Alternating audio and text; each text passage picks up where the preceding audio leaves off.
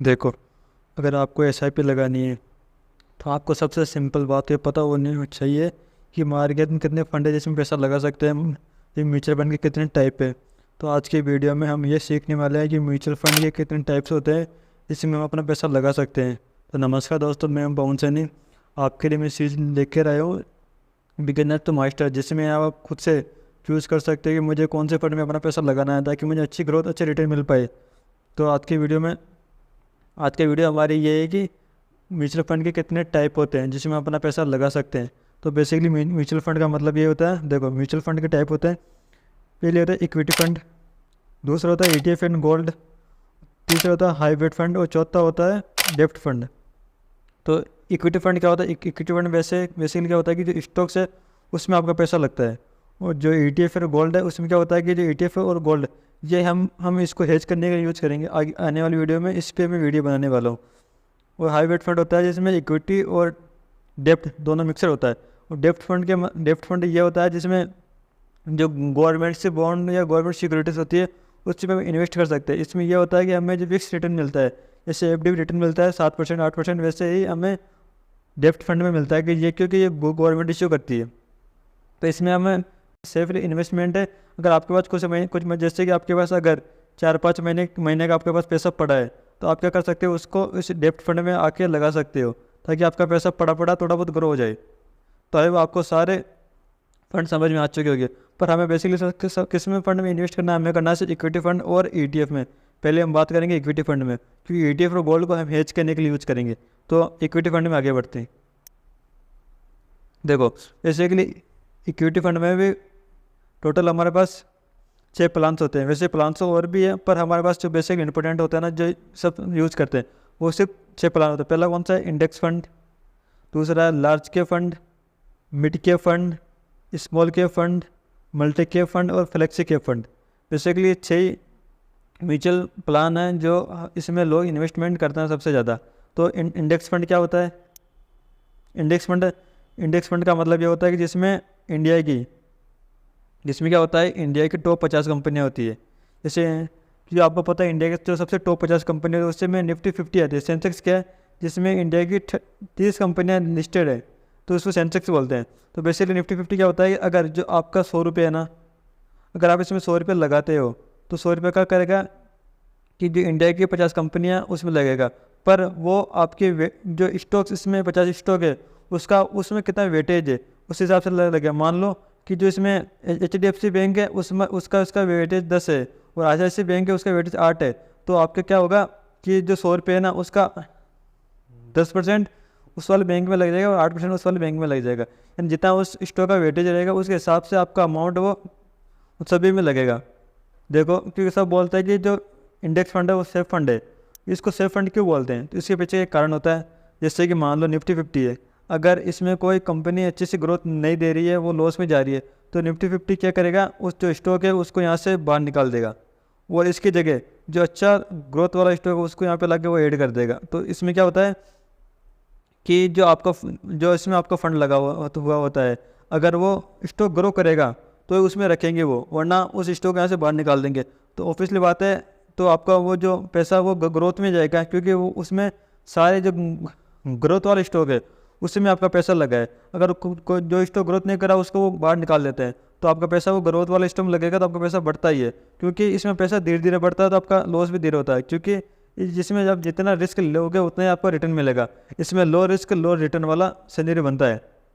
अगर आपको नहीं पता है कि मैं SIP कौन से प्लेटफॉर्म पे लगाऊं, तो मैं आपके लिए लेके आया हूँ जेड फंड आपको सारी फैसिलिटी देता है कि बिगिनर को कि उसको कैसे SIP करनी है, उसको कितना सपोर्ट देना। आपको 24/7 हॉर्स सपोर्ट मिलेगा। आपको इसमें सभी प्रकार की SIP मिल जाएगी। Daily SIP, all investment, loan पर म्यूचुअल फंड, फिक्स डिपॉजिट, आपको lumpsum fund, monthly SIP, daily SIP, loan of insurance, सारे mutual funds plans, daily SIP।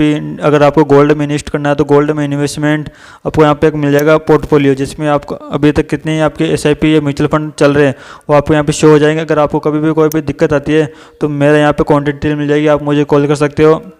बाकी आपको 24 घंटे आपको जेड फंड टीम आपके लिए उपलब्ध रहेगी। आप कोई भी डाउट, आप कोई भी प्रॉब्लम आती है तो वो आपको सॉल्व करेंगे। अभी आप जाइए आप मेरे लिंक के थ्रू इसमें अकाउंट ओपन करिए, ताकि आपकी डिटेल्स मेरे पास रहेगी। अगर आपके लाइफ में कभी भी कोई प्रॉब्लम आती है तो मैं आपकी हेल्प करने के लिए तैयार रहूँगा।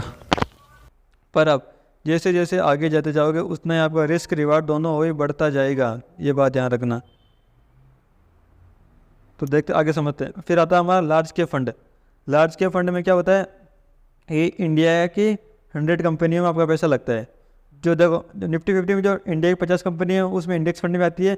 उसके बाद बच्चे लार्ज कैप फंड, यानी कि जो इंडिया के टॉप 100 कंपनी है उसमें आपका पैसा लगेगा। अगर आप 100 रुपये इन्वेस्ट करते हो तो जो आपका मैनेजर है, फंड मैनेजर, वो अपने हिसाब से उन सभी 100 कंपनियों में अपना हिसाब से अपने पैसे को वो मैनेज कर सकता है। फिर आता है mid cap fund. Mid cap fund में क्या है कि जो इंडिया की 250 कंपनियाँ, टॉप 250 कंपनियाँ, देखो जो इसमें क्या होगा, जो इंडिया की टॉप 250 कंपनियाँ ना वो उसमें आपका पैसा लगेगा। जो आपका फंड मैनेजर है वो अपने हिसाब से 250 कंपनियों में किसमें कितना क्या अमाउंट लगाना है वो अपने हिसाब से सभी में मैनेज कर सकता है। फिर आता है अपना small cap fund. Small cap fund जिसमें 250 कंपनी से छोड़कर बाकी मार्केट में 5000 से ज़्यादा स्टॉक लिस्टेड है, पर जो सबसे अच्छे ग्रोथ है, जिसमें 250 को छोड़ करके जिसमें सबसे अच्छी ग्रोथ है स्टॉक्स वाले हैं, उन्हीं में आपका पैसा लगेगा। पर यह है कि सबसे ज़्यादा पैसा भी बनता है इसी बार स्मॉल कैप या मिड कैप के अंदर ही बनता है, और रिस्क भी इतना ही है। क्योंकि अगर मान लो अगर इंडेक्स फंड है ना, आपका अगर ये 2% में नीचे गिरावट आती है ना, तो जो ये फंड है ना आपको 4% नीचे गिर जाएंगे। ये भी ध्यान रखना, जितना रिस्क है उतना ही रिवार्ड बनता है। फिर आता है अपना मल्टी कैप फंड। इन मल्टी कैप फंड और फ्लेक्सी कैप फंड, इन दोनों को थोड़ा अच्छे से समझना क्योंकि ये थोड़े इंपॉर्टेंट हो सकते हैं। मल्टी कैप फंड में आप उनके पास जो फंड मैनेजर है उसके पास एक कंडीशन होती है। मान लो आपने उस पर 100 रुपये इन्वेस्ट किए, तो वो क्या, आपको जो फंड मैनेजर वो क्या करेगा 25 रुपये का, तो आपको है ना 25 रुपये उसको लार्ज कैप फंड में लगाना पड़ेगा, 25 रुपये को उसको मिड कैप फंड में लगाना पड़ेगा, और 25 रुपये को उसको स्मॉल कैप फंड में लगाना पड़ेगा।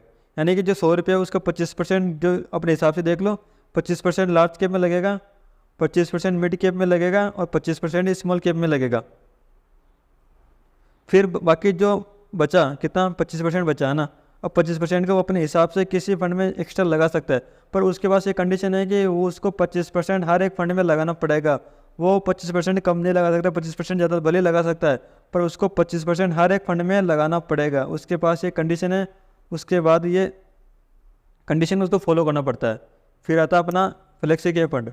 फ्लेक्सी कैप फंड अगर आप इसमें बेटर अपॉर्चुनिटी है अपने जो कैपिटल अपने जो उसको अच्छे से जल्दी ग्रोथ करने के लिए, क्योंकि जो फ्लेक्सी के फंड है इसमें भी लार्ज के फंड में पैसा लगता है, आपका मिड के फंड में पैसा लगता है, स्मॉल के फंड में पैसा लगता है, पर जो पैसा दोनों में सेम लगता था। इसमें भी लार्ज के में लगता था, इसमें मिड के में भी लगा था, इसमें स्मॉल के में लगा, पर इसमें एक कंडीशन थी कि उसको 25% हर एक फंड में लगाना है। पर इसमें ऐसी कोई कंडीशन नहीं है। इसमें ऐसा है कि अगर जो आपके 100 रुपये हैं, इसमें जो फंड मैनेजर है उसके पास ये रूल है कि अगर वो आपके 100 रुपये को पूरे को लार्ज कैप में भी लगा सकता है, पूरे को मिड कैप में भी लगा सकता है, पूरे को स्मॉल कैप में भी लगा सकता है। जैसे कि मान लो कभी कभार क्या होगा कि जो लार्ज कैप है ये अच्छा ग्रोथ नहीं कर रहा है, तो वो क्या करेगा, आपको इस लार्ज कैप से पैसा निकालेगा और मिड कैप में और स्मॉल कैप में लगा देगा। और सेम ऐसा ही होगा कभी अगर स्मॉल कैप अच्छा ग्रोथ नहीं करा, तो आपका क्या करेगा, आपको फंड मैनेजर इस स्मॉल कैप से जो भी जितना फंड लगा है उसको निकालेगा, मिड कैप में लगा देगा और लार्ज कैप में लगा देगा। तो और इस प्रकार से वो फंड को मैनेज करता है, क्योंकि उसके पास ये कंडीशन है कि वो अपने हिसाब से सभी फंड को मैनेज कर सकता है। उसके पास वो लार्ज कैप में लगा सकता है, मिड कैप में लगा सकता है, स्मॉल कैप में लगा सकता है। तो इसमें ग्रोथ के चांसेस बहुत ज़्यादा होते हैं, क्योंकि अगर मल्टी कैप फंड है तो उसमें क्या कि उसका एक रूल है कि उसको 25% सभी फंड में लगाने होंगे। पर फ्लेक्सी के फंड में ऐसा कोई रूल नहीं है। जो फंड मैनेजर है अपने हिसाब से तीनों फंड में अपने हिसाब से जिसमें ज़्यादा ग्रोथ होगी उसमें अपना पैसा लगा सकता है।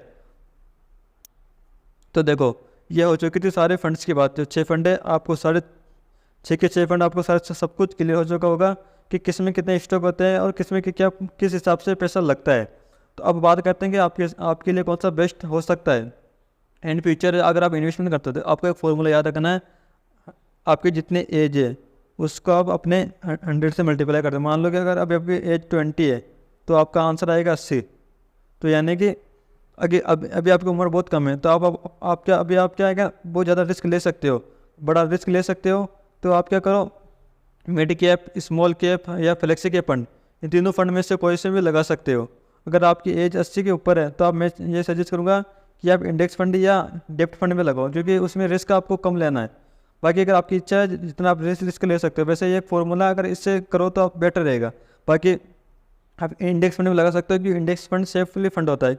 मैंने इसका कारण बताया क्यों सेफली होता है, क्योंकि अगर वो फंड इसमें कोई स्टॉक इसमें सही से वर्क नहीं करता, सही से ग्रोथ नहीं करता, उसको बाहर निकाल देंगे। लार्ज कैप फंड में जैसे जैसे आप आगे जाते जाओगे उतना आपका रिस्क बढ़ता जाएगा, उतना आपका रिवार्ड बढ़ता जाएगा। क्योंकि मान लो क्योंकि जो इंडेक्स फंड है इसमें जो टॉप कंपनियां पहले बढ़ चुकी है वो अब क्या करेंगे, जो इसमें जो स्टॉक होता है ना वो चलते हैं हाथी की चाल। क्योंकि जो इंडेक्स फंड होते हैं चलते हैं हाथी की चाल, ये धीरे धीरे चलते हैं, धीरे धीरे चलते हैं। जब गिरते भी है ना तो क्या करेंगे, थोड़ा सा गिरेंगे फिर से ऊपर उठ जाएंगे। पर अगर स्मॉल कैप या इस फंड को देखें ना, जब ये चलेंगे ना तो बिल्कुल ऐसे चलेंगे शेयर की तरफ भागते हुए चलेंगे ऐसे। जब गिरेंगे तब इतनी तेज़ी से गिरेंगे, जब बढ़ेंगे तब इतनी तेज़ी से बढ़ेंगे। तो इसलिए यहाँ इसमें पैसा जल्दी ग्रोथ होता है, क्योंकि इसमें क्या सबसे छोटी छोटी कंपनी है। अगर कोई भी कंपनी अच्छा ग्रोथ करती है तो अगर जिसके प्राइस 100 रुपये हैं, अगर वो 1000 रुपये जाएगी तो आपका पैसा कितनी तेज़ी से ग्रो होगा। तो इसलिए स्मॉल कैप फंड या मिड कैप फंड है ना, इसमें पैसा जल्दी ग्रो होता है, क्योंकि इसमें छोटी कंपनी में आपका पैसा लगता है। क्योंकि जब छोटी कंपनी अगर तेज़ी से ग्रो करती है तो आपका पैसा तेज़ी से ग्रो होता है। तो अगर आपकी उम्र कम है, अगर आप रिस्क ले सकते हो तो आप mid cap, small cap fund या इन सभी फंड में अपना पैसा लगा सकते हो।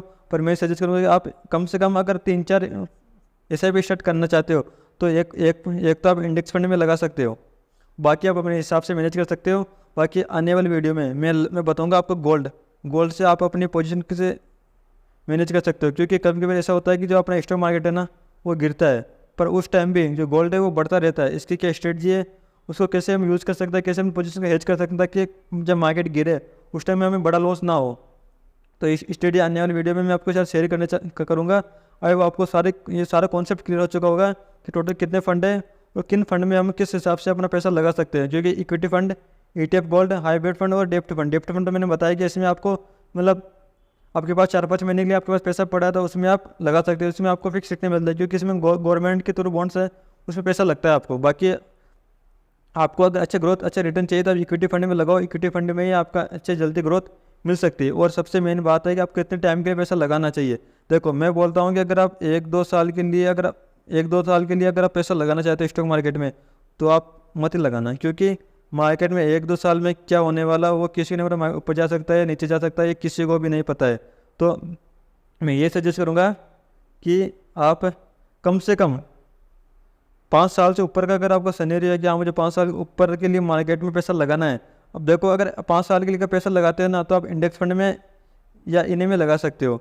अगर आपका 5 साल से ज़्यादा व्यू है तो या स्मॉल कैप फंड या इसमें पैसा लगाना, क्योंकि अगर आप 10 साल से ऊपर के लिए अगर आप इनमें पैसा लगाते हो ना, स्मॉल कैप फंड या फ्लेक्सी कैप फंड में, तो आपको इतना रिटर्न मिलेगा कि आप सोच भी नहीं सकते।